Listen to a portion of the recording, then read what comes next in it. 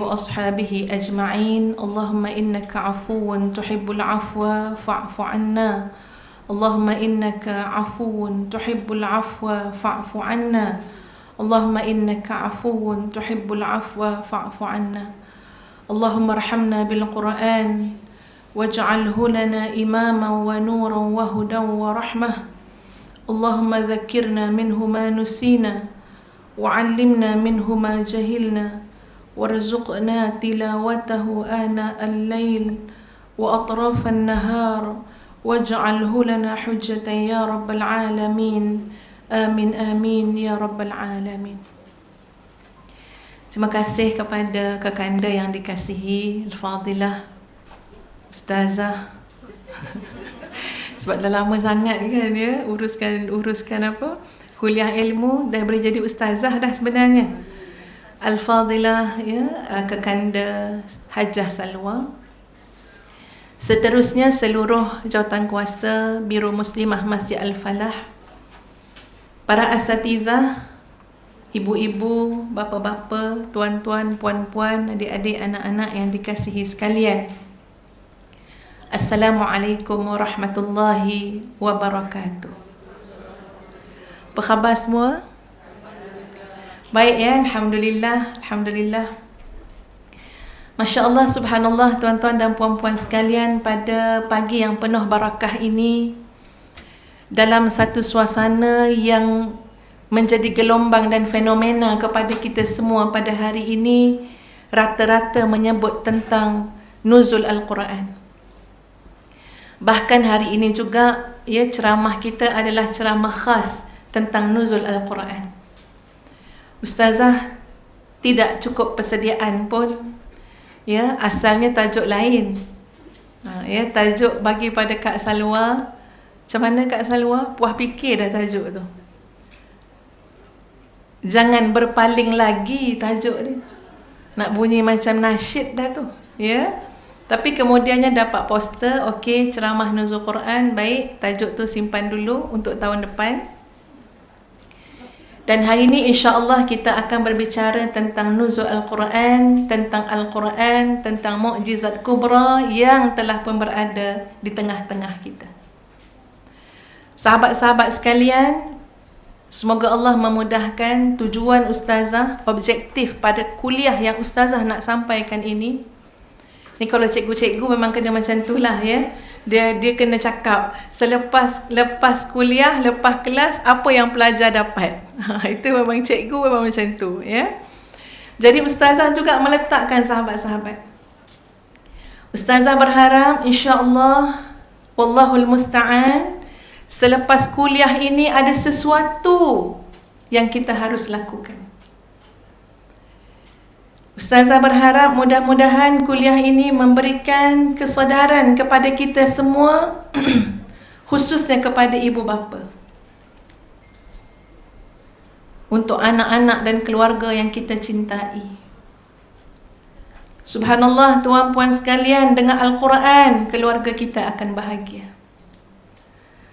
Subhanallah, dengan Al-Quran penjara yang sempit terasa luas. Syekh Said Qutb dalam penjara lah beliau dapat membaca Al-Quran, mentadabbur Al-Quran dan menghasilkan kitab tafsir fi dhilalil Quran. Dengan Al-Quran, tuan-puan sekalian, Nabi katakan bagaimana dengan Al-Quran ini diangkat sesuatu kaum, dan dengan Al-Quran ini jugalah kaum itu akan dihinakan sekiranya kaum itu meninggalkan Al-Quran. Itu kalau kaum yang ramai, tuan-puan sekalian. Kalau secara individu juga begitu. Anak-anak kita, ya begitu. Keluarga kita, ya sama sifir dia. Dengan Al-Quran, keluarga kamu akan dimuliakan. Tinggal Al-Quran, keluarga kamu akan dihinakan. Dengan Al-Quran, diri kita akan dimuliakan. Tinggal Al-Quran, diri kita akan bertemu dengan kehinaan. Ini sifir yang kita kena pegang. Jadi Masya Allah, subhanallah, tuan-tuan dan puan-puan sekalian, insya-Allah melalui perkongsian yang ringkas pada hari ini, mudah-mudahan ia dapat memberikan kebaikan, manfaat kepada diri ustazah sendiri untuk mengubah diri menjadi yang lebih baik, Begitu juga dengan sahabat-sahabat rakan taulan, muslimin dan muslimat sekalian. Muslimin muslimat, Al-Quran ini adalah kalamullah. Maknanya diturunkan oleh Allah. Kisah seorang saudara baru, tuan-puan sekalian, ketika mana dia belum lagi memeluk agama Islam, bila diberikan kepada beliau Al-Quran terjemahan, tidak ada pun ayat-ayat dalam bahasa Arab ni, tuan-puan sekalian, hanya terjemahan dalam bahasa Inggeris diberikan kepada dia, dan dia telah baca. Dia singkap, dia baca daripada awal sampai akhir. Mungkin di tengah-tengah tu ada yang tertinggal lah muka surat tu kan. Lalu dia kata, lepas pada dia baca Quran terjemahan, dia tak tahu pun itu Quran. Dia kata semakin dia baca, ada satu soalan saja yang bertalu-talu datang dalam hati dia.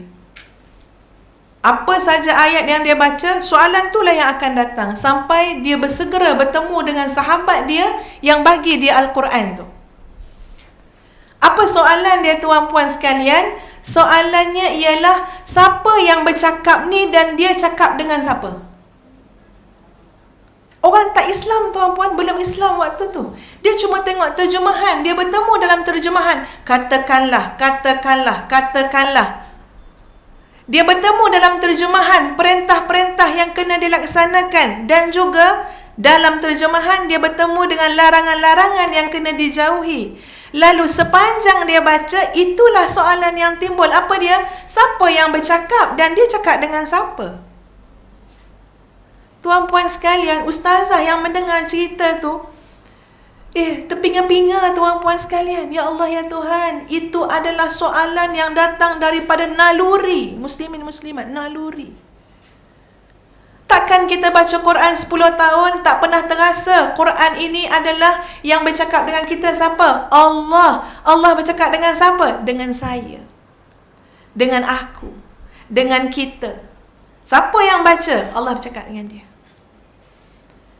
Lalu bila dia beritahu kepada dia bahawa yang bercakap dengan dia adalah Allah yang menciptakan langit dan bumi, dan Allah bercakap dengan dia, maka ketika itu sahabat-sahabat sekalian, betul-betul dia merasakan bahawa yang bercakap dengan dia ini pastilah satu zat yang paling mengambil berat tentang dia. Paling mengambil berat. Daripada cerita asal-usul dalam tu, daripada cerita sistem segala macam, akidahnya, syariatnya, akhlaknya, sistem pendidikannya, ekonominya, sosialnya, apa lagi, pemerintahannya. Betul-betul, maknanya zat yang bercakap ini, pasal dia belum Islam jadi dia tak dapat nak menggambarkan itu adalah Allah yang sebenar-benar macam yang kita faham. Tapi dia kata pasti, zat yang bercakap ini, yang telah berkata-kata dengan dia, adalah zat yang paling sayang kepada dia, prihatin kepada dia, memelihara kehidupan dia keseluruhannya. Sebab itu muslimin muslimat sekalian, sangat penting kita merasakan apabila kita membaca Al-Quran, apabila kita tadabbur Al-Quran, apabila kita mengamalkan Al-Quran, sahabat-sahabat sekalian, untuk kita merasakan bahawa semua itu adalah mendekatkan lagi hubungan kita dengan Allah Azza wa Jalla. Sahabat-sahabat sekalian, jadi ustazah akan membacakan beberapa potongan ayat Al-Quran, biar serap dekat hati kita masing-masing bahawa ini adalah kalamullah. Jangan buat main. Ini kalamullah, tak sama dengan sebarang percakapan-percakapan manusia. Dan tuan-puan boleh merujuk kepada suratul Waqi'ah ayat 75 hingga ayat 80. A'udzu billahi minasyaitonir rajim. Fala uqsimu bimawaqi'in nujum. Wa innahu laqasamun law ta'lamuna 'azim. Innahu laqur'anun karim. في كتاب مكنون لا يمسه إلا المطهرون تنزيل من رب العالمين. Sadaqallahul Azim. Kadang-kadang kita kalau baca Quran kan, kita rasa macam tak pernah dengar ayat tu. Kita rasa macam baru perasan ayat tu. Tiap-tiap kali tuan puan, kalau misal kata kita baca buku, tengok potongan-potongan ayat Quran yang menceritakan tentang nas itu dan ini, ataupun kita dengar tazkirah, ya, muhadarah daripada sesiapa syekh, asatizah, kadang-kadang kita rasa, kenapa kita tak perasan ayat tu? Ya, rasa macam wahai kita baca tuan puan, ini suratul Waqiah, tuan puan mungkin baca tiap-tiap malam sebelum tidur. Maka aku bersumpah demi tempat-tempat dan masa-masa turunnya bahagian-bahagian Al-Quran. Dan sebenarnya sumpah itu adalah sumpah yang sangat besar kalau kamu mengetahuinya, bahawa sesungguhnya yang dibacakan kepada kamu itu ialah La-Quranun Karim, Al-Quran yang mulia, yang sentiasa memberi ajaran dan pimpinan. Fi kitabim maknun, yang tersimpan dalam kitab yang cukup terpelihara, yang tidak disentuh melainkan oleh makhluk-makhluk yang diakui bersih suci. Al-Quran itu diturunkan daripada Allah, Tuhan sekalian alam. Ini dia Al-Quran yang kita bincangkan sekarang. Kurniaan Allah kepada kita semua, sebagai panduan, sebagai bimbingan, rahmah, sebagai tanda betapa besarnya kasih sayang, kasihan belas Allah kepada kita. Soalan mula-mula ceramah ni Ustaz nak bagi tuan puan sekalian, kalau Allah mencintai kita, menyayangi kita, Allah bagi kita Quran. Tuan puan, kita sayang pada anak kita, kita sayang pada keluarga kita, kita sayang pada isteri kita, kita sayang pada suami kita. Apakah kita sudah memberi kepada mereka Al-Quran? Tanya diri kita masing-masing. Ustazah tanya pada diri ustazah, perjalanan ni memang belum selesai. Perjuangan ni kadang-kadang macam baru bermula tuan puan sekalian. Kalau tanya pada diri ustazah, puas hati dah ke Nur Hafizah bagi Quran pada anak-anak kamu? Surrender tuan puan. Astaghfirullahalazim. Masakan aku dah puas hati? Masakan aku dah puas hati? Tapi subhanallah tuan puan sekalian, mungkin ustazah kerap mengulang kisah ini, tapi ustazah nak kita sama-sama mengambil pengajaran. Ini kisah benar. Tuan puan, okey, baru ni ustazah balik kampung. Abah tu telefon macam mana? Baliklah, aku tak sompek nyongok. Ini cakap Negeri Sembilan. Bukan tak nak balik tuan puan, merentas negeri bukan mudah. Ustazah sama je, ya, kena minta izin dengan polis. Puan lah cakap, bah, kadang-kadang abah dah lupa juga yang kita dah balik, ya. Ya. Baliklah, aku tak sompek jongok abah ni. Dah nak habis dah songap ni dah. Itu terjemah, tolong terjemah Kak Salwa. Ya, abah kata nafas ni nak habis dah ni, baliklah. Ustazah tak cakap pun, bah, sekarang tak boleh rentas negeri, tak nak cakap. Okey, bah, insya-Allah. Adalah alasan tuan puan, ya, sebab mak cakap ubat abah pun dah habis. So pergi ke hospital ambil ubat dan boleh balik untuk serahkan ubat. Tengok abah terbaring tuan puan sekalian, masya-Allah. Ya. Tengok dia menggigil baring tu, hanya Allah yang tahu. Ustazah pegang tangan dia, saya rasa memegang tangan seorang hamba Allah yang terlalu besar jasanya, terlampau besar. Tangan tu bukan bagi Ustazah duit tuan puan, ya. Duit payah nak dapat dengan mak, dengan abah. Ingat masa belajar sekolah Semak Labu, abah bagi RM20 sebulan.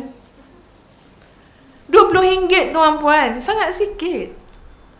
Ustazah naik bas Starrise daripada Jempol ke Seremban je dah dekat nak habis kat Tambang je lah, maknanya dalam RM7.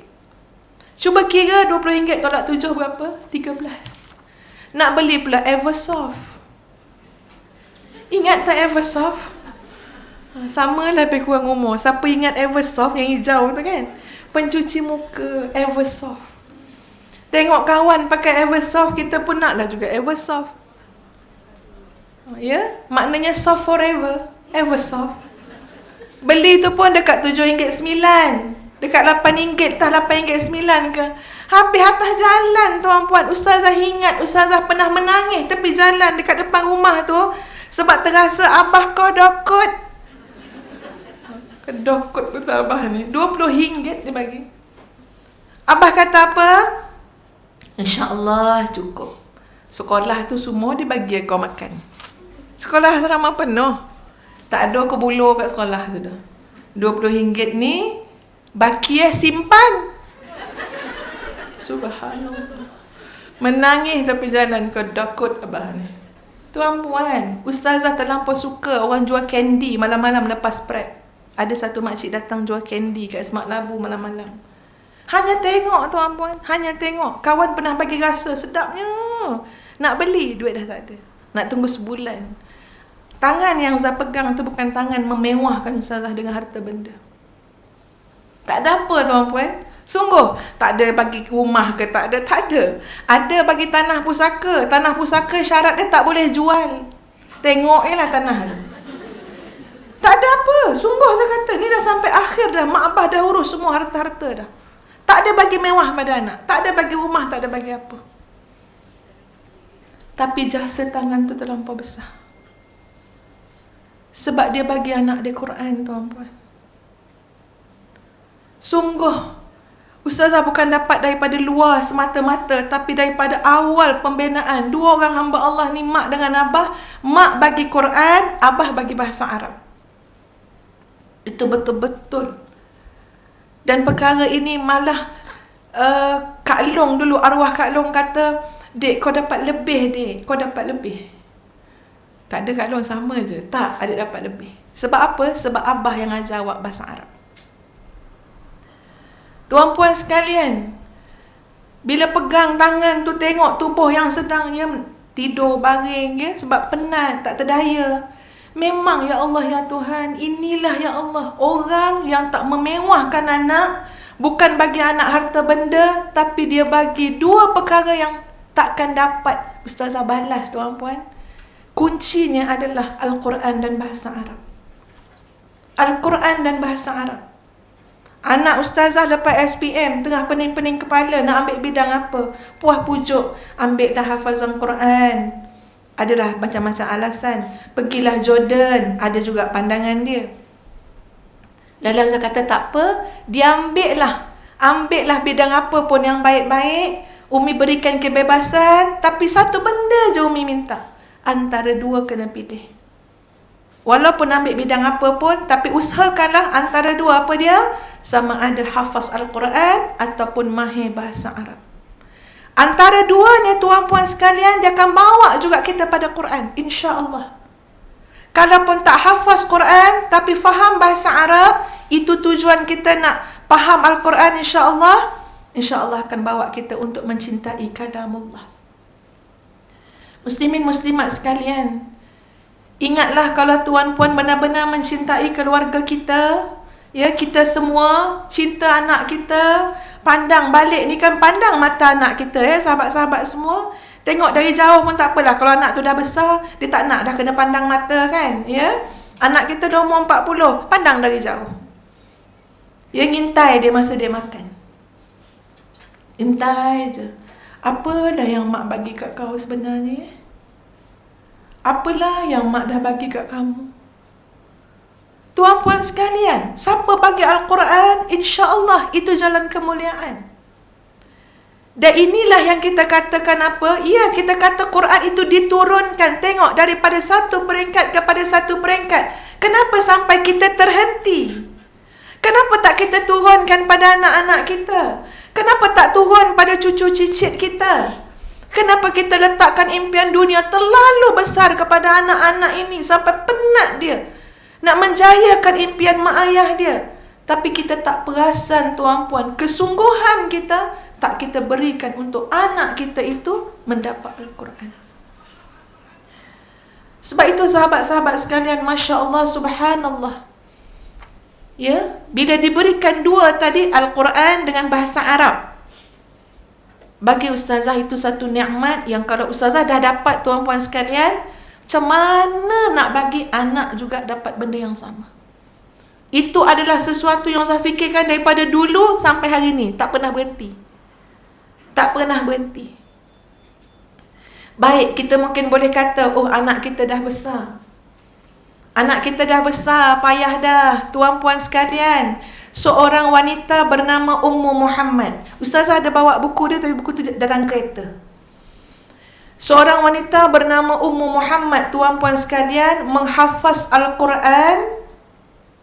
Sebelum tu dia ditanya, umur dia berapa? Dia kata umur dia 15 tahun. Padahal masa dia jawab 15 tahun, umur dia 86. Ya, umur berapa Hajah? Dia kata 15 tahun. Semua orang terkejut. Ya, tahu dah muka orang tua macam mana. Kemudian dia menjelaskan, hidup aku baru bermula sebaik aku menghafaz Al-Quran. Dan aku telah menamatkannya, Alhamdulillah, 30 juzuk pada usia 85 ke 86 tahun. Dan perjuangan aku dengan Quran 15 tahun. Dan pada aku, itu sahaja umurku yang sebenar. Yang lain-lain tu main-main. Yang lain-lain tu ibarat macam tak ada. Jadi umur aku 15 tahun. Tuan-puan sekalian, beliau bermula maknanya daripada usia 70. Usia 70 dia bawa keluarga daripada Quran. Dia bersama dengan anak perempuan dia hafazkan Al-Quran. Dan subhanallah, ketika mana tengah-tengah dia kata apa? Saya memang hampir putus asa sebab saya dah tua sangat dah untuk hafaz Quran. Tapi dia kata Allah datangkan sebuah mimpi yang menjadi semangat untuk dia teruskan sampai habis 30 juzuk. Seorang sahabat dia yang bersama-sama dengan dia pada usia 70 tahun untuk hafaz Quran, tapi hanya sempat pada juzuk yang ketujuh. Sampai juzuk 7 je sempat, lepas tu beliau meninggal dunia. Subhanallah, saya dan sahabat saya yang lain, yang seorang lagi, sebab dia bertiga, dia menghafaz Quran, kawan bertiga, kami sama-sama bermimpi menemui sahabat kami yang telah meninggal dunia dengan hafazan 7 juzuk. Kami melihat beliau sedang bermain-main, mandi-manda dengan seronoknya pada 7 sungai di dalam syurga. Ustazah tak reka buku dia ada dalam kereta. Dan bangun tu menangislah. Dengan 7 juzuk Allah gambarkan, ya, satu mimpi yang sangat indah di 7 sungai, bermandi-manda, berseronok, tuan-puan sekalian, dalam syurga. Dan dia kata, aku mesti habiskan sampai 30 juzuk. Usia 70, baru bawa keluarga betul-betul dengan Quran. Dan dia rasa umur dia baru 15, baru bermula. Sebab tu kita tak ada alasan, muslimin muslimat sekalian. Ini dah akhir zaman kan? Semua tahu apa dah jadi kat zaman sekarang. Masya Allah, fitnahnya terlampau besar. Fitnahnya terlampau besar. Saya tak nak mengulas banyak-banyak tentang fitnah zaman, bukan itu tajuknya. Tapi Ustazah kembali kepada tadi, sahabat-sahabat sekalian. Kalau kita mencintai, menyayangi seseorang, keluarga kita, isteri dan pasangan kita, maka berikanlah hadiah terbaik, iaitu Al-Quran. Bermakna, mari kita berikan dia, mudahkan dia untuk apa? Belajar Quran, faham Quran, beramal dengan Quran. Dan Ustazah akan menyebut, tuan-puan sekalian, beberapa istilah nak menggambarkan tentang perjalanan manusia dengan Al-Quran. Ada beberapa istilah. Pertama ialah, tuan-puan sekalian, dipanggil Ahlul Quran. Ini kategori-kategori ataupun istilah-istilah yang disebut. Macam mana ni kita nak bawa sampai jadi apa anak-anak keluarga kita? Pertama, Ahlul Quran. Kedua, dipanggil juga Hamilul Quran. Ketiga, dipanggil Sahibul Quran. Keempat, dipanggil Qari'ul Quran. Ikutlah yang mana satu. Ahlul Quran ke, hamilul Quran ke, sahibul Quran ke, qari'ul Quran. Ikut yang mana satu. Tapi mari tahu dulu apa definisi dia. Tidak mudah-mudah untuk kita mengatakan ini adalah hamilul Quran, ataupun sahibul Quran, ataupun qari'ul Quran, kecuali mari kita melihat apa pandangan ulama yang membahaskan tentang gelaran-gelaran tersebut. Yang pertama, tuan-puan, Ahlul Quran. Imam Syihabuddin Ahmad bin Al-Khatib menjelaskan maksud Ahlul Quran. Ahlul Quran ni maknanya ahli Al-Quran. Ahli ni orang yang mahir dengan Quran, Ahlul Quran, daripada keluarga Al-Quran. Maka kata Imam Syihabuddin, seseorang itu dikatakan Ahlul Quran, hafazatul Quran, dia menghafaz Al-Quran, al-amiluna bihi, dan dia mengamalkan segala yang ada dalam Al-Quran. Okey? Kita bukan cakap nak suruh anak kita jadi penghafaz Quran. Kalau sampai jadi Ahlul Quran, Masya Allah, subhanallah, beramal dengan Quran, beramal dengan Quran, faham kehendak Allah yang ada dalam Al-Quran. Hum awliya'ullah wal mukhtassuna bihi ikhtisasa ahli al-insan. Kata Imam Syihabuddin, siapa yang hafaz Quran dan beramal dengan segala isi kandungan Al-Quran, itulah wali Allah. Itulah awliya Allah. Itulah orang yang Allah muliakan, diberikan keistimewaan dengan Quran di kalangan ramai-ramai manusia. Wa laysa min ahlihi man hafiza lafzahu wa dhayya'a hududah. Tidak dinamakan Ahlul Quran orang yang hafal ayatnya, hafal segala dalam Al-Quran, tetapi dhayya'a hududah, tetapi dia meninggalkan segala titah perintah yang ada di dalam Al-Quran. Itu tidak dinamakan sebagai Ahlul Quran. Itu bukan Ahlul Quran. Jadi tak pernah habis kan kerja kita? Ya, kita nak faham Quran, nak belajar Quran, nak beramal dengan Quran. Kita nak bagi keluarga kita faham Quran, belajar Quran, kemudian beramal pula dengan Quran. Ini perjuangan tak pernah habis sampai kita meninggal dunia. Siapakah dia Ahlul Quran? Subhanallah, dalam sebuah hadis yang lain Nabi kata apa? Ahlullah. Ahlul Quran, Ahlullah. Walillahi ahlinum minan nas. Bagi Allah itu ada ahli-ahlinya di kalangan manusia. Wakil-wakil Allah di kalangan manusia ada. Ni dalam ramai-ramai kita ni tak tahu siapa dia wakil-wakil Allah. Siapa dia ahlin? Siapa dia ahlullah? Orang-orang Allah dalam ramai-ramai ni. Tapi Nabi kata apa? Nak tahu siapa orang-orang Allah? Ahlul Quran. Senang je. Nak tahu orang mana yang kabel besar dengan Allah, orang mana yang dekat dengan Allah, orang mana yang bila angkat tangan terdetik dalam hati je, Ya Rab, Allahumma Rabbana, bergegas. Suratul qabul, dikabulkan apa yang dia nak. Ya, kathratul thawab, diberikan pahala berlipat kali ganda. Siapa dia? Ahlul Quran. Iaitu orang yang menghafaznya dan mengamalkannya. Masya Allah, jauh sangat lagi tuan-puan sekalian. Ya, sebab itu kita dengan Allah Azza wa Jalla memang orang kata apa? Ibarat macam takkan angkat muka, sahabat-sahabat. Tak usahlah nak perasan bagus ke, baik ke, alim ke, warak ke, ya, pahala banyak ke. Dengan Allah ni, ini ibarat je. Ini adalah ibarah yang saya katakan. Malunya dengan Allah ni, ibarat kita ni memang takkan angkat muka depan Allah. Malu, sahabat-sahabat. Ya, tak ada apa, tak tahu apa benda nak persembahkan kalau bawa balik ni, tak tahu apa. Allahumma illa rahmat Allah. Kecuali rahmat, kecuali keampunan Allah. Tepuk pipi kita kalau kita tak sedar diri lagi. Kamu nak bertemu Allah, betul-betul kamu mengharapkan apa? rahmat dan keampunan Allah. Kita tahu cerita seorang ahli ibadah kan tuan-puan, yang berlaku pada Bani Israel, diceritakan ya bagaimana dia beribadah. Daripada ada kekuatan saja lepas lahir, teruslah beribadah kepada Allah, tak buat kerja lain tuan-puan. Sujud, rokok, maknanya terus memuji Allah, bertasbih pada Allah. Dan Allah bekalkan kepada dia apa dia? Sebiji benih yang bila dia tanam, keluarlah pohon delima. Dan pohon itu Allah takdirkan tak pernah berhenti berbuah. Maknanya dia boleh makan bila-bila masa dia nak. Dia tak payah susah payah nak siram, nak apa tak payah. Allah jaga, ni pohon untuk kamu.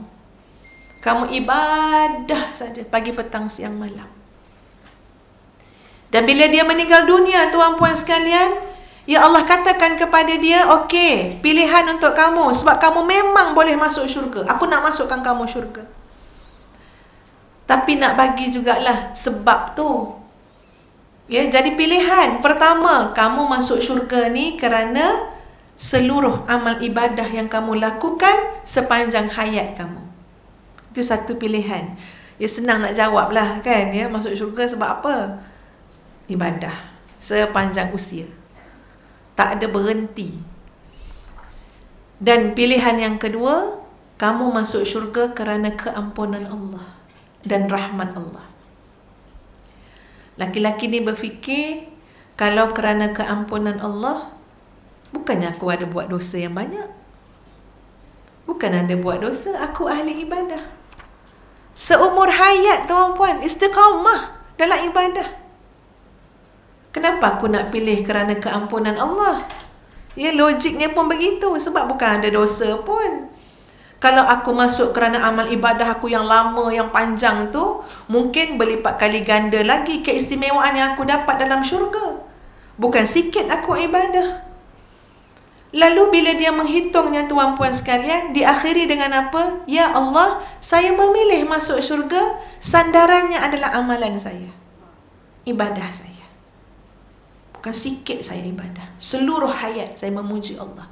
Seluruh hayat saya sujud, ya, rokok, ibadah pada Allah, mentaati Allah.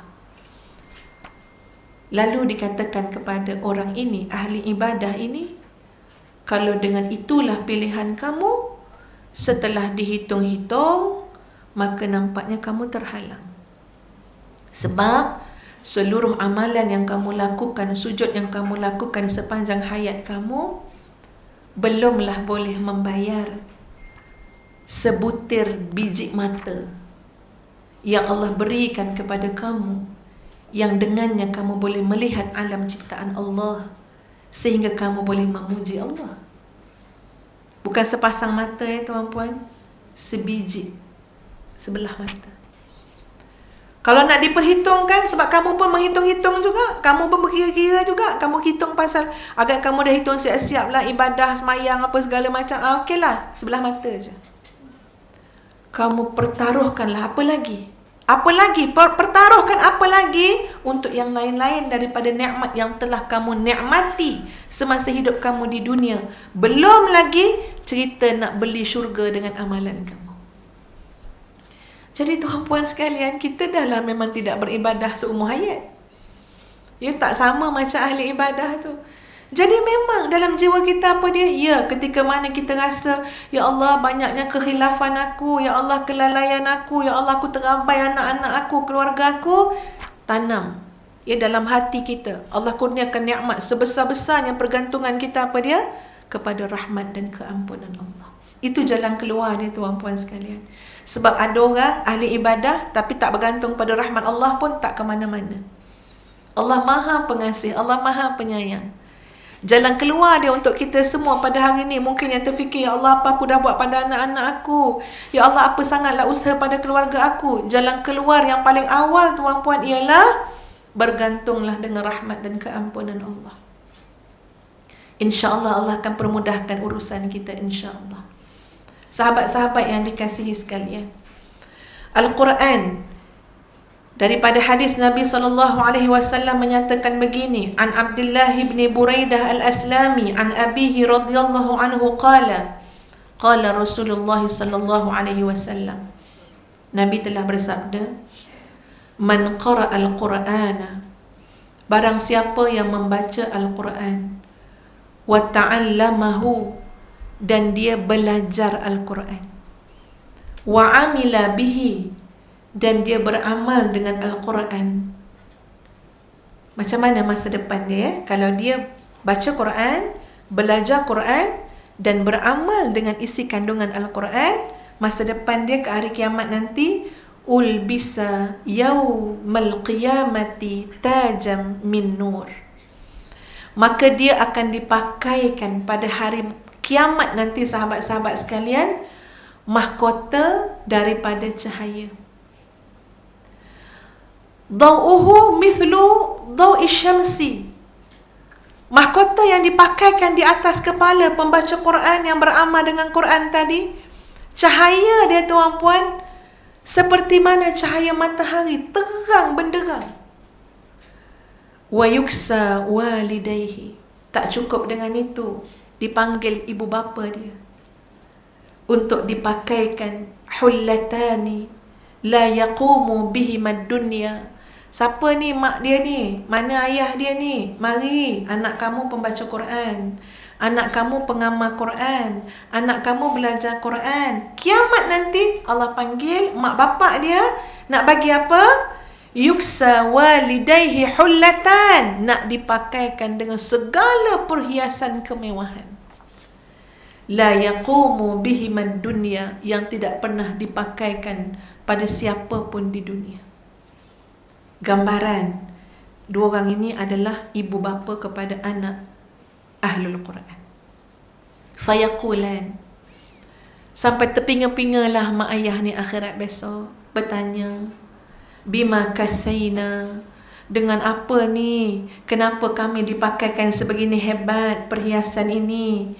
Fayuqal, maka dikatakan kepadanya, bi akhdhi waladikum al-Quran, sebab anak kamu dalam hidupnya mengambil Al-Quran. Anak kamu dalam hidupnya memegang Al-Quran. Sebab perkataan bi akhdhi tu tuan-puan, dia dalam maksud dia. Maknanya dia pegang sungguh-sungguh, dia ambil sungguh-sungguh, hadam dengan Quran. Anak kamu hidup dekat dunia dulu dengan Quran saja. Ini akhirat Allah bagi, yang si anak cahaya, mahkota cahaya, dan ibu bapanya dipakaikan perhiasan yang penuh dengan kemuliaan.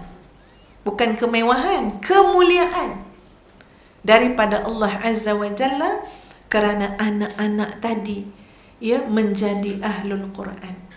Yang kedua, sahabat-sahabat sekalian, hamilul Quran. Siapakah hamilul Quran? Menurut Syekh Ismail Mahsyuri, dalam bukunya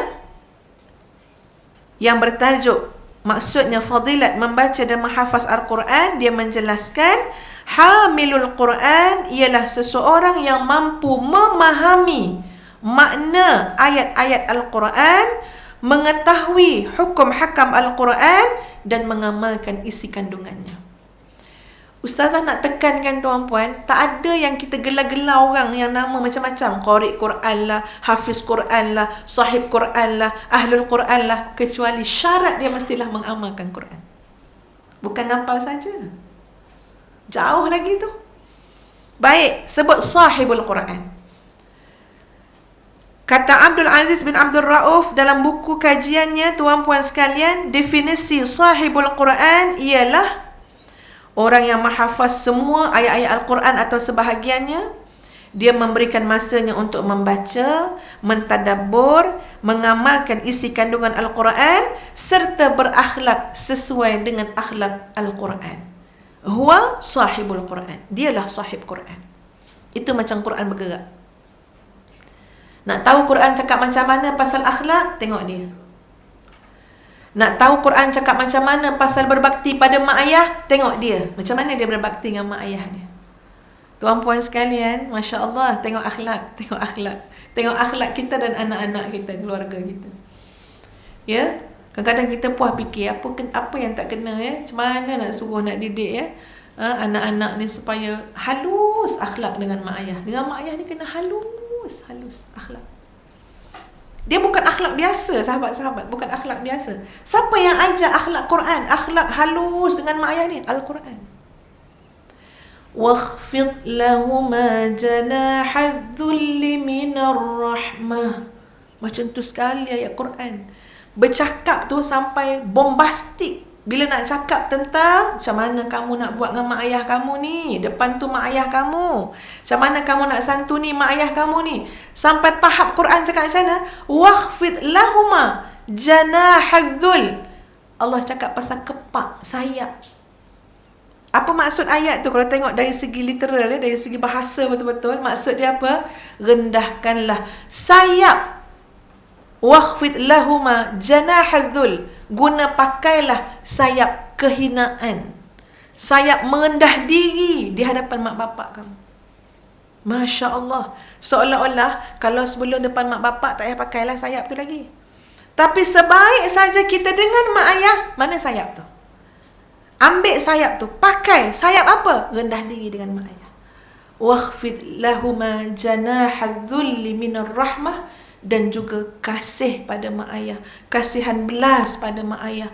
Semua itu menguasai jiwa seorang anak yang berakhlak dengan akhlak Al-Quran.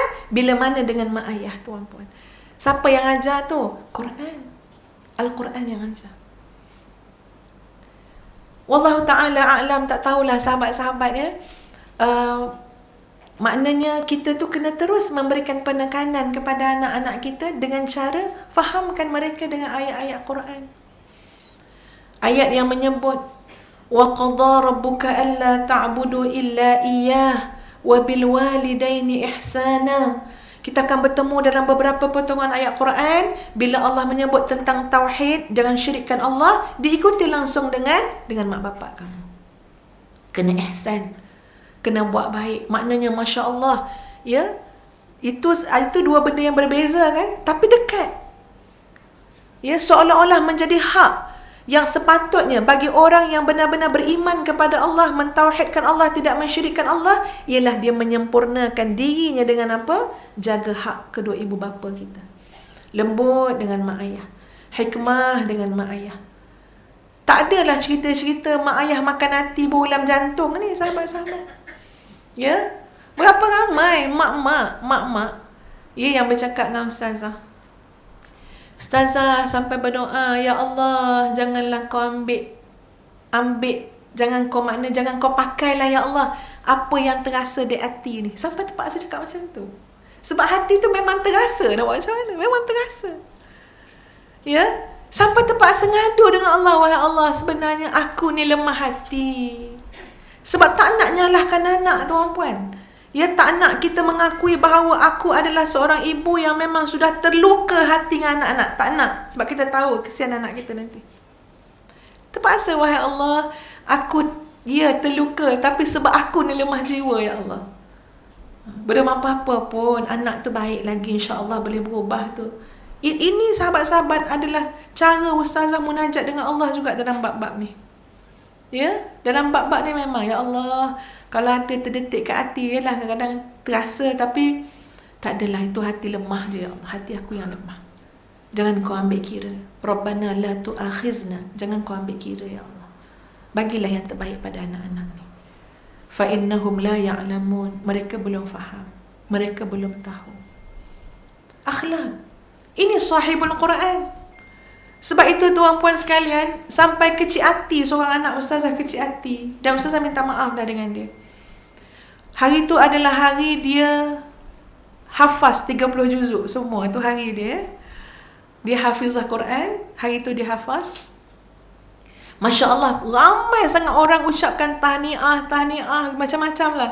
Ya, kawan-kawan, guru, abi dia, ya. Ustazah pun ucap tahniah, tapi mungkin dia melihat tahniah ustazah tidak seperti yang dia harap barangkali. Ya. Sebab tahniah ustazah masih ada kebimbangan, tuan-puan.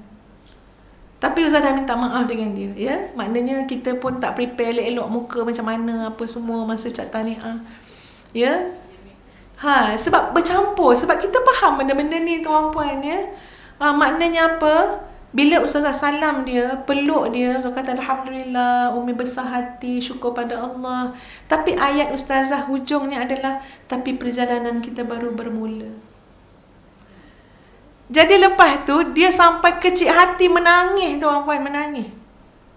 Ya, menangis, kemudian dapat report daripada adik-beradik yang lain, sampai dengan ustaz-ustaz pun dapat report tu. Ya, lepas tu ustaz kata, janganlah macam tu dengan anak, ya. Janganlah macam tu, sampai kecil hati. Ustazah jumpa dia. Ya, part yang mana yang dia kecil hati? Part yang mana? Dan subhanallah ya tuan-puan, ini bagus juga bila kita mendengar suara hati anak. Kita rasa kita je yang betul kan ya.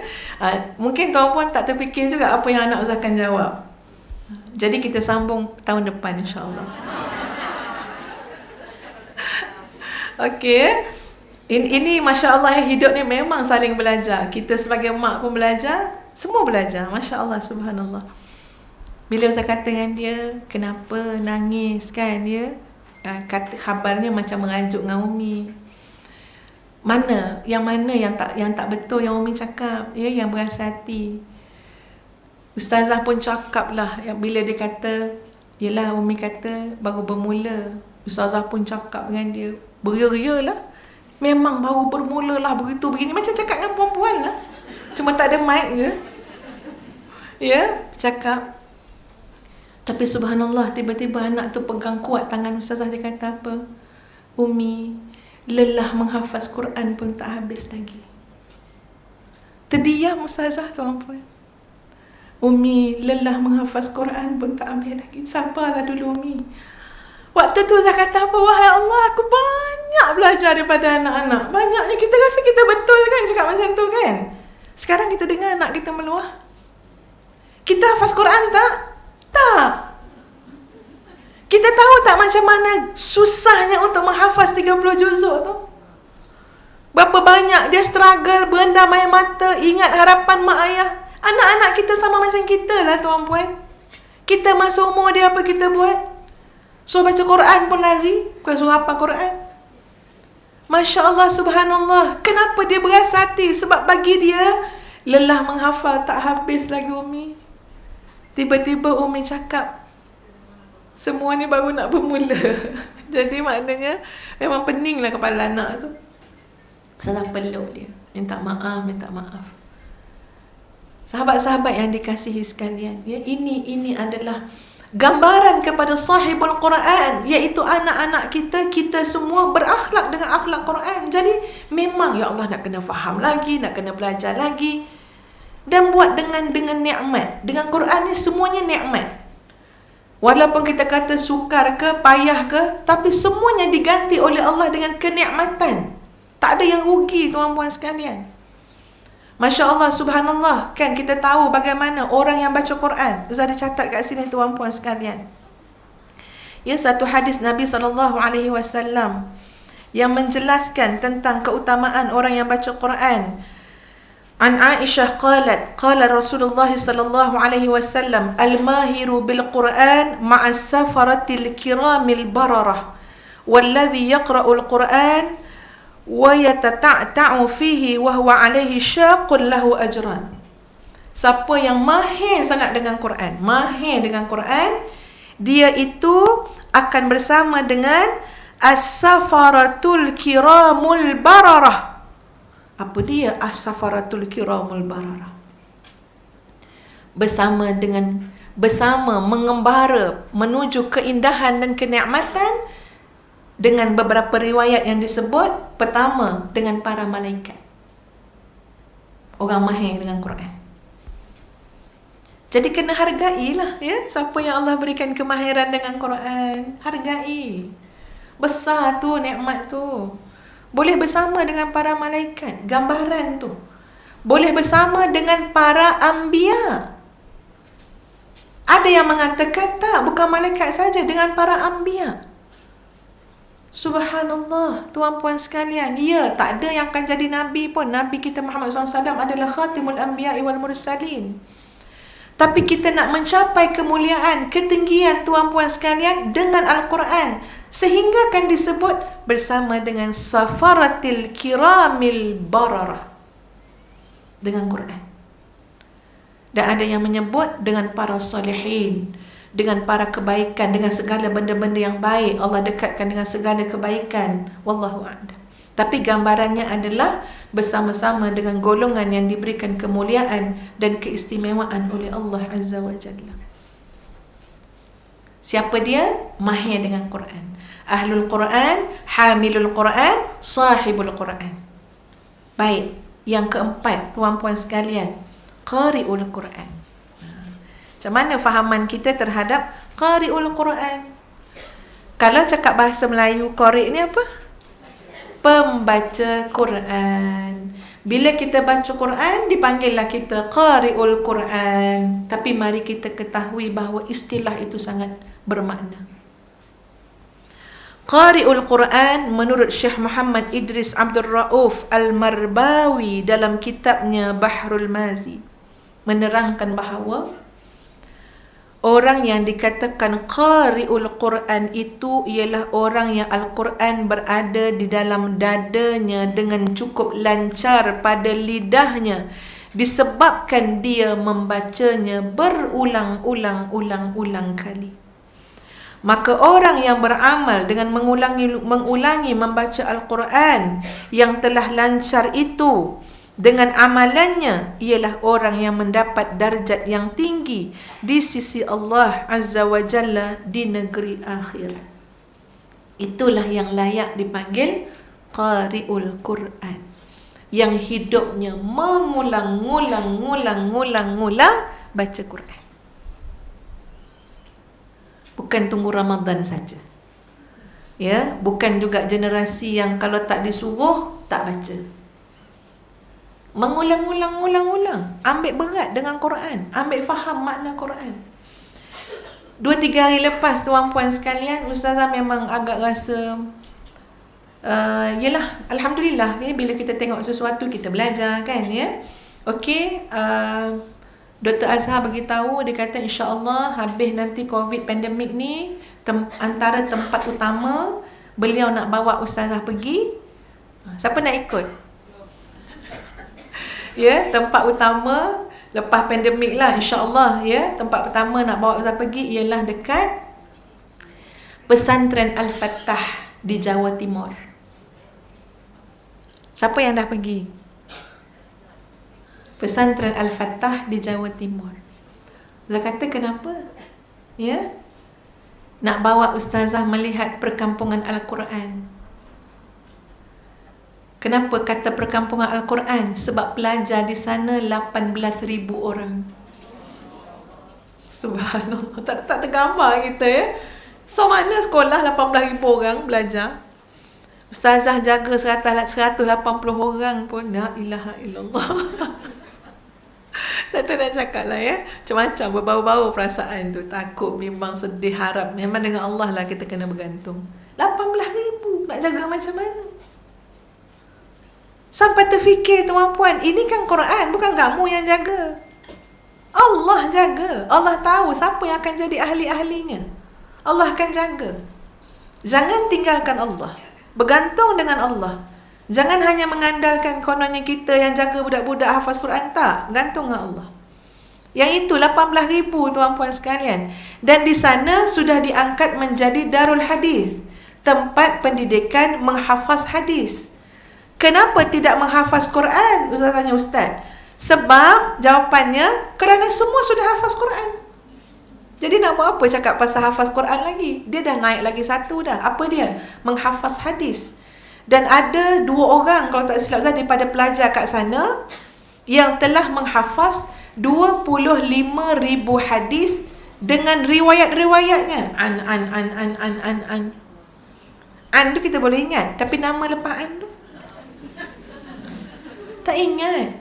Nak boleh sampai ke Rasulullah SAW, belajar tu 25,000 hadis. Subhanallah. Selepas dia hafaz Quran. Mula-mula rasa macam, iya ke bang? Ya, tuan-puan boleh Google benda ni, cari je. Ya, Pesantren Al-Fattah. Tuan-puan sekalian, subhanallah, tak cukup dengan kisah tu yang menyebabkan terujanya. Ya Allah, mudah-mudahan sempatlah dapat pergi tengok ya masa hidup ni. Bulan Ramadan ni tuan-puan, dia ada 15 spot dekat pusat tu, 15 tempat yang memang hanya untuk yang memilih tarawih khatam 30 juzuk satu malam. Ada 15 spot dia. Siapa tak nak yang tu, ada spot yang lain untuk yang sejuzuk semalam ada. Yang tak adanya, yang setakat makna inna a'tayna qul huwallah ada tak? Yang tu tak payah, tak payah pergi sana, kat sini ada. Ustazah bukan meremehkan surah tu ya, tapi surah tu pendek. Ya, surah tu memang pendek, kan? Jadi tak lamalah kita solat. Banding dengan 30 juzuk, lama tuan-puan sekalian. Mereka bermula baca ayat Quran tu daripada dalam solat maghrib lagi, solat isyak, kemudian dibawa sampai jam 3.30 pagi. 15 spot dia. Boleh pergi tengok, boleh duduk situ. Sampai memang mula terfikir, ya Allah, boleh ke? Dengar bacaan imam dia. Imam dia bukan baca laju. Imam dia baca secara tartil. Betul-betul. Dan ramai yang memilih spot yang 15 tu. Ya, sampai tak cukup lah satu, kena buat lagi. Ramai yang memilih untuk apa? Sama ada mengulang hafazan, sama ada hanya untuk menikmati ayat-ayat Quran dibacakan. Bahkan ada satu pakcik tua yang diwawancara oleh wartawan negara tersebut, ya, tanya macam mana, apa perasaannya, ya, dengan wajah yang berseri-seri pakcik tu jawab, bercampur dengan sebab dan sebagainya. Dia kata, kalau dulu saya hanya mendengar kisah bagaimana Rasulullah sallallahu alaihi wasallam sampai melecet kaki, bengkak kaki kerana qiyamul lail, kerana solat baginda, tahajud baginda. Tapi hari ini saya cuba buat berdiri juga, ya, sehingga habis 30 juzuk tuan-puan sekalian, 2 rakaat sampailah 3.30 pagi. Dan hari ini saya menjiwai apa yang dirasakan oleh Rasulullah sallallahu alaihi wasallam, sehingga timbul rasa rindu sangat dengan Nabi sallallahu alaihi wasallam. Teringat sangat dengan Nabi. Kita mungkin belum kadang-kadang tuan-puan, kita terlepas pandang dalam bulan Ramadan ni tentang kecintaan kita kepada Rasulullah sallallahu alaihi wasallam. Macam mana kita nak buat ni? Waktu ni lah kita nak minta pada Allah agar subur cinta kasih kita pada Nabi. Waktu ni lah. Pakcik tadi bukan cakap saja, dah berdiri dah kat situ, dah buat dah.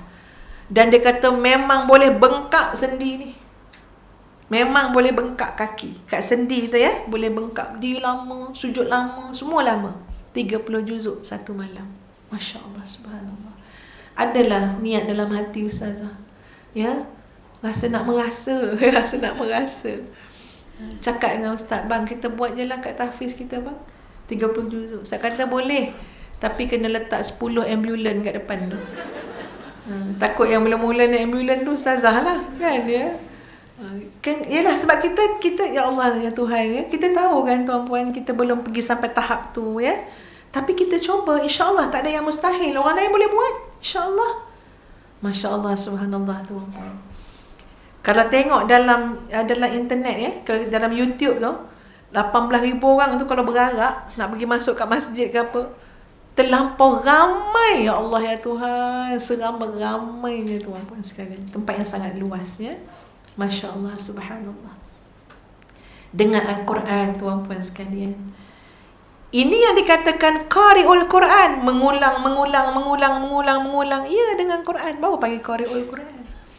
Kalau pandai baca saja, baca sekali-sekala saja, itu belum lagi kita kata baca kerana siapa, baca kerana apa, kan banyak kan ceritanya, kan, ya. Lebih-lebih lagi lah, sebab halus, hisab Allah tu halus, ya, hisab Allah tu teliti. Sebab tu dalam hadis pun ada sebut, ada banyak hadis yang menyebut Al-Quran sampai satu masa hanya dibaca oleh seseorang, tapi ayat tu tidak melepasi kerongkong dia, hanya jadi hiasan bibir saja, ya, hanya nak bersedap-sedap je, tapi tidak masuk ke dalam ni. Maksud dia itu adalah simbolik, tidak pernah sampai kepada hati dia, tidak pernah membersihkan hati dia, tidak pernah menyucikan kekotoran dalam hati dia, tidak pernah menginsafkan hati dia. Sebab kat sini je, syafatain, kat bibir je baca Quran. Hadis juga ada menyebut golongan yang ketika mana mati, tuan-puan sekalian, menghadap Allah. Ya, kemudian Allah tanya, oh yang datang ni qari'ul Quran, dan Allah tanya, kamu baca Quran kerana siapa? Ya, selama kat dunia baca Quran kan. Orang panggil qari'. Maka dia kata apa? Saya baca kerana engkau. Dah lah baca Quran, bukan baca novel kan? Baca Quran. Kalam Allah, baca kerana Allah. Tapi Allah kata apa? Oh tidak, jauh dalam sudut hati kamu. Maknanya orang lain boleh tertipu tuan-puan, tapi tidak dengan Allah Azza wa Jalla. Nun, jauh dalam hati kamu. Kamu bukan inginkan pandangan aku, bukan inginkan keredaanku. Tapi yang kamu inginkan adalah kamu senang digelar pembaca Al-Quran yang hebat. Allahu Akbar. Banyak benda ya. Dengan Quran kitab yang mulia. Jangan niat kita hodoh. Quran kitab yang mulia tuan-puan. Jangan pula niat kita hina. Bila Quran kitab yang mulia, apa saja urusan kita dengan Quran, ya, dengan niat yang mulia juga. Niat yang mulia tu apa dia? Kerana Allah Azza wa Jalla. Tuan-puan, saya ingat lagi masa belajar Quran dengan Abah kan. Kita kan belajar Taranum. Bila belajar Taranum, kadang-kadang bukannya sampai suara kita. Ataupun kadang-kadang bila nak tarik tu keluar suara pecah, kita tergelak. Sebab nampak abang kita pun gelak kan. Ya? Kita akan tergelak. Ayah ustazah punya muka berubah seteruk-teruknya tuan-puan. Bila nampak ustazah sedang baca Quran, tiba-tiba tergelak. Oh, dia punya marah tu kan. Padahal dia bukan seorang pemarah. Jadi memang ustaz takut. Kalau baca Quran ada jadi ke tak jadi ke lagu tu, terus je lah. Marah betul dia. Dia kata bab lagu Quran ni itu cerita lain. Quran yang mulia untuk dibaca ni, ya. Jangan sampai hanya kerana lagu tadi langsung kita pun fikir kita ni hanya baca Quran untuk lagu. Ada makna dia tu, Abah cakap. Ada makna dia tu. Kau tak tahu? Ayah Ustaz cakap kat Ustazah. Lainlah tuan-puan cara orang zaman dulu didik Quran macam mana, lain, beza. Ustazah pun tak boleh buat macam tu. Sampai tak boleh ketawa. Kalau putus nafas, berhenti kat tengah-tengah, kena cemat. Tahu tak cemat tu apa? Apa kat Sarawak? Kena cemat ni kena lempang. Tapi lempang dia tu, bila sebut cemat, lempang dia tu bisa tuan-puan. Sakit dia sampai macam lama lah juga, setengah jam kot. Ya, dia punya tarik macam tu kan, dia kena macam tu cemat ni. Allah, sakitnya. Padahal kita nafas tak sampai. Abah kata kita dah patut boleh agak. Nafas kita sampai mana boleh berhenti. Kena tahu kat mana wakaf yang sepatutnya. Memang teruk masa belajar Quran dulu. Tapi subhanallah tuan-puan sekalian, benda tu baik untuk kita. Ya, supaya apa? Supaya kita selalu ingat Al-Quran ni mulia. Ya, dimuliakan oleh Allah. Apa saja kait dengan Quran akan dapat kemuliaan. Bulan Syahrul Quran, bulan Ramadan, bulan yang sangat mulia. Rasulullah sallallahu alaihi wasallam tuan-puan sekalian dikurniakan mukjizat yang paling besar, iaitu Al-Quran. Maknanya apa saja yang bersama-sama dengan Quran, semuanya akan duduk pada makam yang terhebat. Malaikat yang nak bawa Quran, Jibril alaihissalam. Tak main-main. Apa saja pasal Quran, naik terus. Tiba-tiba kita baca Quran, kita gelak-gelak. Tiba-tiba kita baca Quran hanya semata-mata untuk mengindah-indahkan saja. Padahal tuan-tuan ayat tu tengah cakap pasal apa? Pasal kemurkaan Allah. Dan kita ketawa. Itu kepantangan cikgu-cikgu zaman dulu lah. Ustaz-ustaz zaman dulu. Sebab apa? Yang utama pada Quran tu adalah intipatinya. Ya, kandungannya. Betul, taranum tu penting, segala tu penting, tak nafi. Tapi jangan sampai dalam belajar tu kita tidak ada adab, akhlak dengan Al-Quran. Muslimin muslimat yang dikasihi sekalian. Ustazah cerita pengalaman kan? Ya, pengalaman. Supaya lepas ni tuan-puan tolong buat sesuatu ya pada diri kita, keluarga kita. Kita sama-sama buat ya. Ustazah pun kena bertindak. Untuk tadi memberikan anak kita dua perkara, Al-Quran dengan bahasa Arab. Doa tuan-puan. satu lagi video daripada pesantren Al-Fattah tu. Ada satu orang hamba Allah, mungkin guru-guru lah, ustaz-ustaz agaknya, panggil satu anak umur 8 tahun. Anak umur 8 tahun panggil nak tebuk Quran. Cuba bayang anak kita masuk umur 8 tahun. Ya, Masya Allah. Sampai saya kata Masya Allah, Subhanallah, Allah Maha berkehendak. Apa saja Allah mudahkan akan jadi mudah, tuan-puan. 8 tahun anak tu Masya Allah dipanggil ustaz dia. Kemudian ustaz tu kata, okey, saya nak tebuk kamu daripada ayat Quran 30 juzuk dan kamu akan jawab. Budak tangguk. Okey. Kemudian ustaz dia pun tebuk, tuan-puan sekalian, nanti boleh google lah ya. Tebuk ayat Quran dan dia boleh jawab. Dia boleh jawab, dan masa dia baca tu macam ni dia baca. Macam ni dia baca ayat Quran. Subhanallah. Tebuk lagi. Sampai tebuk surah Az-Zukhruf. Itu dah hujung-hujung dah. Ya, tengah nak buat ke hujung dah Az-Zukhruf. Baca-baca dia sambung. Bila dia sambung tu, kita dapat tengok seorang anak kecil umur 8 tahun dengan penuh kenikmatan membaca Al-Quran. Mata tu pandang ke atas sambil macam ni. Baca Al-Quran. Ustazah boleh kata gitulah. Macam tu nak baca tak boleh dah. Tak ingat dah apa yang dia baca.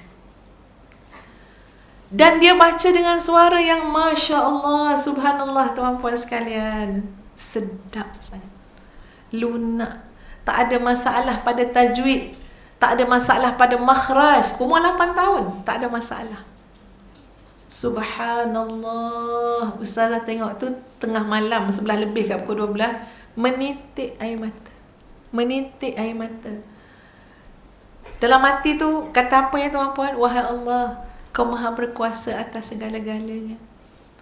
Wahai Allah, kalau tidak anak aku, berilah kepada cucu cicitku ya Allah nikmat sahibul Quran wa ahlul Quran. Itulah doa masa tengok. Jangan kita lupa Ramadan ni tuan-puan, doa. Kalaupun tak anak, cucu kita, cicit kita, akan ada nanti daripada keturunan kita, Masya Allah, ahlul Quran, min awliyaillah, wali-wali Allah, yang Allah berikan keistimewaan. Kuncinya mesti Quran. Baik, balik kepada apa cerita tadi? Apa yang Ustaz nak cakap tadi? Lupa pula dah. Kak Salwa, apa yang sampai ke Al-Fattah?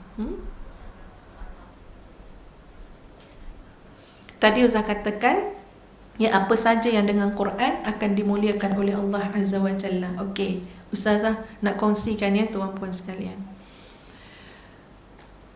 supaya jadi tindakan kita semua kan ya. Balik ni cari guru untuk keluarga kita. Jangan main-main, jangan tangguh-tangguh. Ustaz selalu jumpa orang yang nak belajar Quran lah Ustazah, nak suruh nak belajar Quran lah. Apakah susah sangat benda tu? Ya.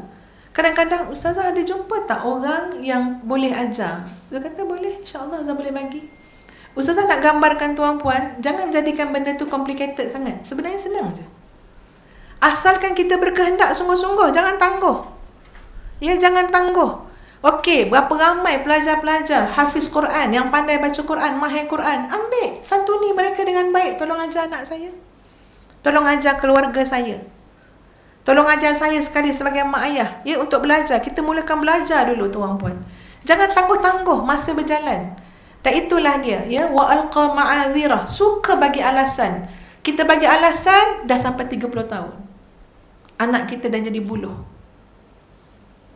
Sekarang buat. Sekarang kita tebus balik tuan-puan sekalian. Buat. Masa nuzul Quran. Kan tuan-puan sekalian. Apa yang kita boleh buat secara berkeluarga dalam masa pandemik ni. Kita usahakan. Nuzul Quran. Sebagai seorang ibu, bagi ucapan pada anak kita pada hari nuzul Quran. Itu lebih bermakna tuan-puan. Mak nak bagi ucapan ni nak. Sempena nuzul Quran. Semoga Al-Quran itu menghidupkan jiwamu. Buatlah poster sendiri. Kak Salwa pandai buat poster. Tak terkejut anak kita. Mak bagi poster khas pada anak sempena nuzul Quran. Buat sesuatu. Bukan nak bagi ucapan ke orang gitu-gitu je. Tak, ni keluarga kita ni. Ya, yang paling dekat ni paling utama. Bagi pada anak kita buat sesuatu tuan-puan sekalian ya. Panggil guru Quran belajar. Sebab begini, nikmat itu hanya dirasai, makna hanya betul-betul dinikmati kalau kita dah rasa. Nak cakap pun susah. Ya, sahabat-sahabat, jauh nak banding dengan orang-orang alim ke apa. Bukannya ustazah dah merasai ke, tak ada ya, nak banding dengan nikmat-nikmat orang-orang alim tu. Tapi sikit ni pun rasanya ya Allah, tak pandai cerita macam mana. Kenapa? Siapa yang bagi anak dia Al-Quran dengan bahasa Arab, bukan sekarang saja anak tu mensyukuri ya tuan-puan, nanti bila anak tu dah besar. Tak tahu nak cakap macam mana syukurnya tuan-puan sekalian, tak tahu nak cakap. Tak payahlah mak bagi tanah ke rumah ke, tak apalah, bagilah kat yang lain, tak naklah kita. Sungguh, nikmat dah terlampau besar. Dan ustazah benar-benar merasainya bila kita tiap-tiap kali kita mendengar, ya, mendengar syekh-syekh bacakan ayat-ayat Quran, ya, yang maknanya dengan alunan yang sangat sedap. Dia punya masuk dalam hati kita tu tuan-puan sekalian, ya, sangat berbeza, sangat lain. Betul tuan-puan, percayalah, Quran boleh melembutkan hati yang keras. Hati kita keras. Ya, mungkin kita banyak buat dosa, kita kurang taubat pada Allah, kita mungkin sedang bergaduh dengan pasangan kita, kita mungkin tengah marah, dendam, tak nak maafkan orang. Cuba dengar ayat Quran. Dalam keadaan faham adalah berbeza dengan tak faham. Ini macam kisah Saidina Umar Al-Khattab kan, ya, bila dengar ayat Quran tuan-puan sekalian. Jadi pernah satu ketika, masa tu ustazah mendengar bacaan Quran tu daripada seorang syekh yang ustazah dengar muhadarah dia, syarahan dia dalam YouTube, orang Arab. Dia membacakan suratul Ahzab. Ya. Kalau tak silap ustazah ayat 23, macam silap tu, ya. Membacakan daripada suratul Ahzab.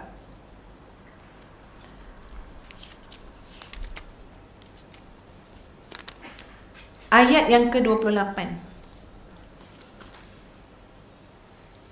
Jadi bila kita dengar dia baca, dia macam, ini mula-mula Ustazah dengar lah ya, syarahan tu, ustazah macam terdiam sekejap, macam ada ayat tu ya. Dulu-dulu lah ni ya. Ayat dia tu tuan-puan, bila kita fahami, tiba-tiba pada waktu itu dia buatkan ustazah tak senang duduk. Tak senang duduk. Ini berkongsi kisah yang benar ya, untuk sama-sama fikirkan.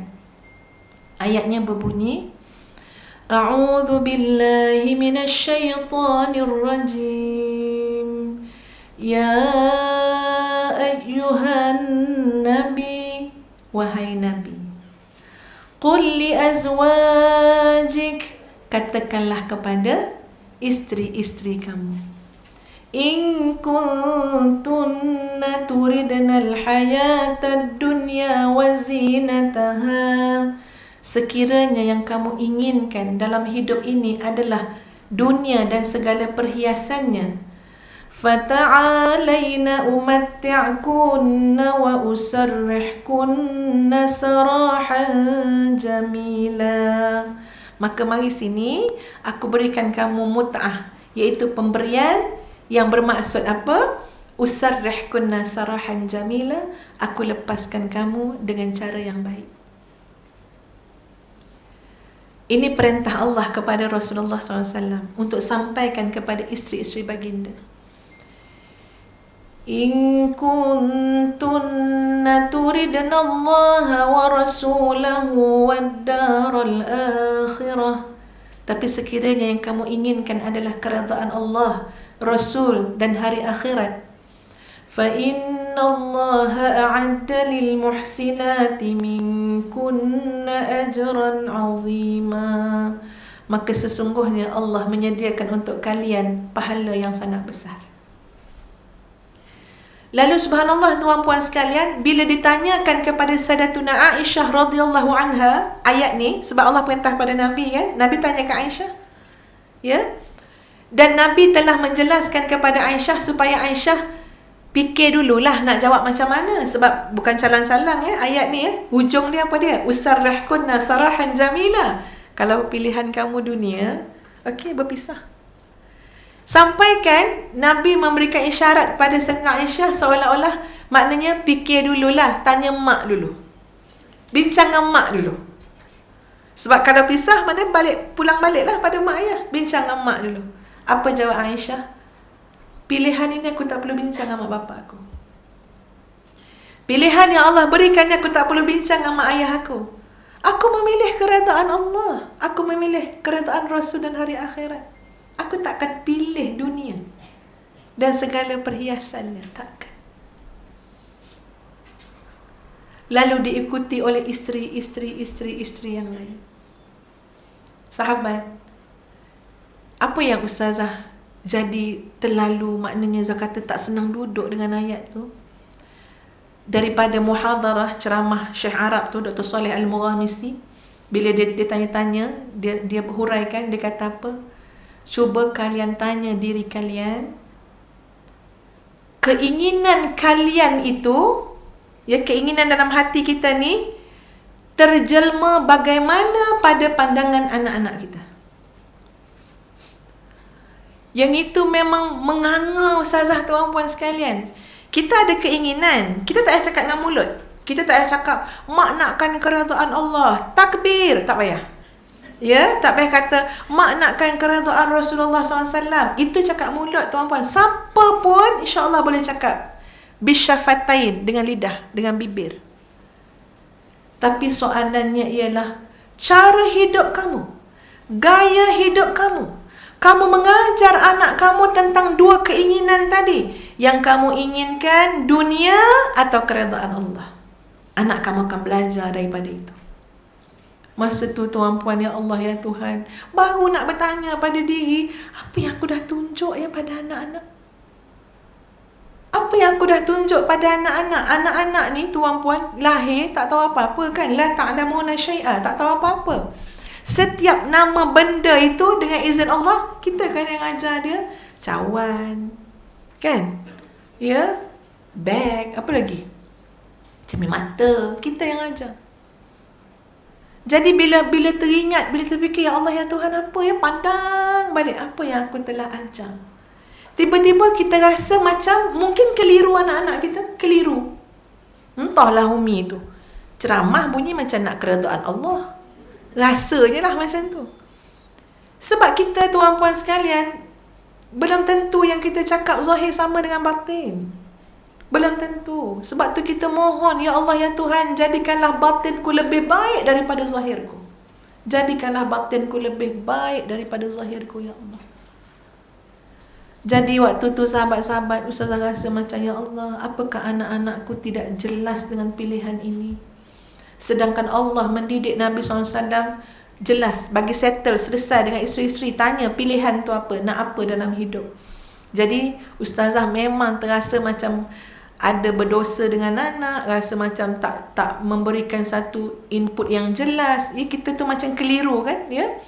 Jadi apa yang Ustazah buat satu hari, kumpulkan anak-anak, ya, bawa pergi hotel. Ni yang seingat Ustazah lah, ya, bawa pergi hotel. Ustaz tak bawa. Masa tu Ustaz pun ada urusan.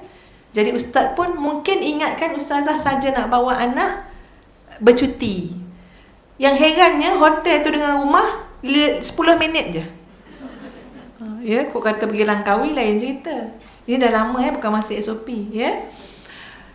Okey, anak-anak pula ingat Umi saja nak bawa sebab nak suruh teman adik-adik mandi kolam kot. Sebab dekat sangat hotel tu, 10 minit. Pergi. Sampai kat sana, Ustazah ni dah macam lain je kan. Sebab dalam hati ni tuan-puan, ya. Okey, adik yang kecil-kecil, Ustazah minta ada satu orang lain, ya, tolong jaga, bawa lah pergi mandi kolam. Ni nak selesai 3-4 yang besar ni, yang dah anak dara, yang dah teruna. Okey, diorang semua suspend. Apa pasal Umi ni? Okey, dudukkan depan-depan. Dan kemudian Ustazah memang, bila semua dah okey duduk depan Ustazah, memang dah tak tertahan dah. Kita dah tahan lama kan. Kita pun menangis sepuas-puasnya. Ustazah tak nak ada sikit pun lagi dalam hati ni rasa macam tak lepas. Tak nak. Ya, bagi lepas, dan saya lepaskan dengan menangis. Dia menangis. Anak tu gosok. Dia tak tahu apa masalah mak dia ni kan. Dia gosok gitu. Nangis. Dan dia tak terfikir pun apa yang akan mak dia cakap. Lepas tu dah boleh bercakap, baru Ustazah cakap. Ustazah mulakan juga dengan Umi kumpulkan hari ini adalah untuk meminta maaf setinggi-tinggi, sedalam-dalamnya dengan anak-anak Umi. Umi nak minta maaf sangat. Sebab dalam hati ni terbuku. Anak-anak kata kenapa? Ustazah pun baca ayat tadi. Umi rasa tidak berjaya menunjukkan kepada kalian bahawa yang paling best dalam hidup ini adalah mencari keredaan Allah dan dengan dunia kita berpada. Ya, yang tadi disebut sampai tak boleh, tak layak nak teruskan jadi isteri Nabi kalau dalam hati tu ada keinginan terhadap dunia dan segala perhiasannya. Apa yang kita cakap pada anak, apa yang kita pamerkan pada anak, tak tahu anak kita belajar apa dengan kita, tuan-puan sekalian. Ya, kalau anak kita asyik kata, "Mak, ada sale tau." Agak-agak apa yang kita ajar pada anak kita? Ya, asal ada diskaun je cari kita. Agak-agak aura apa yang ada pada anak-anak? Yang anak-anak kita lihat kita. Ada orang anak-anak dia kalau bab-bab kuliah agama, anak-anak tu akan cari mak dia. "Mak, ustazah tu datang nanti kat masjid dekat ni, Mak." Kenapa? Sebab aura yang mak dia tunjukkan, ya. Dan ustazah nak pergi lebih dalam lagi daripada tu, sampailah kita boleh bimbing anak-anak kita, tuan-puan, soal pilihan yang mereka nak buat dalam hidup. Bukan cakap dengan mulut semata-mata, tapi dia nampak, ya, mak saya adalah ahli sujud, mak saya ahlul qiyam, mak saya ahlul ibadah, mak saya ahlul Quran. Itu dah berlaku ke belum? Yang itu maksud Ustaz. Ya, jadi lepas pada minta maaf dengan anak, sebut, lepas tu cakap dengan anak, tolonglah faham ayat ni, marilah sama-sama kita pun, ya, ke arah maknanya mengamalkan, memahami ayat ni. Anak-anak angguk faham, okey Umi, relax Umi, macam tu lah kan, ya. Boleh, insyaAllah. Nak dapat komitmen bersama tu, ya, sama-sama lah nak. Kalau kat dunia pun tak boleh kita sama-sama pegang tangan macam ni, cakap ya nak cari redha Allah. Agak-agak akhirat besok sama-sama tak nak masuk syurga. Kalau kat sini kat dunia pun malu-malu nak cakap dengan anak, segan-segan nak cakap dengan anak, akhirat besok macam mana cerita? Ya, al-akhilla yawma idzin yang disebut dalam Quran, masa kat dunia kamu berkasih sayang, akhirat besok kamu bergaduh sakan. Illal muttaqin, kecuali orang bertakwa. Anak dakwa mak bapak, kenapa tak ajar? Suami dakwa isteri, isteri dakwa suami, habis semua, kecuali yang bertakwa. Jadi sahabat-sahabat, lepas bawa dengan anak macam tu, cakap, ya, so komitmen bersama. Kesianlah Kak Umi dah nangis dah tu kan, ya. Dan anak-anak kata, okey Umi, insyaAllah, ya, kita cari keredaan Allah. Baru rasa lapang. Lepas minta maaf, baru rasa lapang. Waktu tu terbuku yang hanya Allah yang tahu, tuan-tuan dan puan-puan sekalian.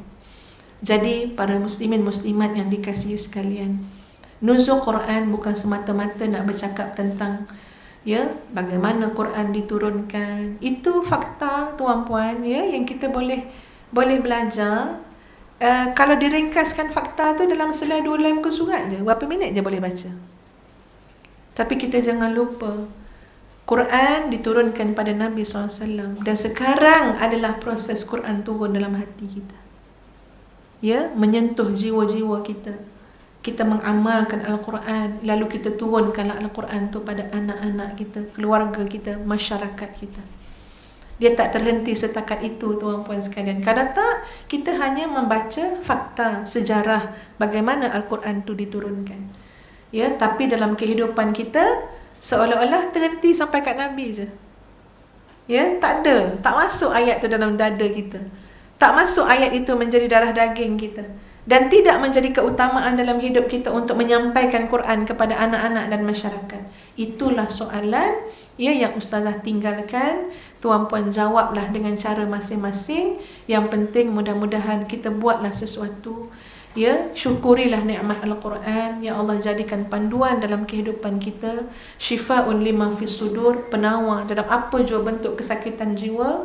Dan sahabat-sahabat sekalian, berikanlah kepada semua yang kita cintai dan sayangi, supaya kita sama-sama faham Al-Quran, menikmati Al-Quran. Dengan itu, sahabat-sahabat sekalian, ustazah mengucapkan jutaan terima kasih ya atas perhatian yang diberikan. Ya, kita berdoa kepada Allah Azza wa Jalla agar Allah ampunkan salah silap kita. Ustazah pasti dalam menyampaikan ceramah ni banyak salah silap. Ya Allah, ampunkanlah kami. Astaghfirullahalazim, astaghfirullahalazim, astaghfirullahalazim. Li wa lakum. Assalamualaikum warahmatullahi wabarakatuh.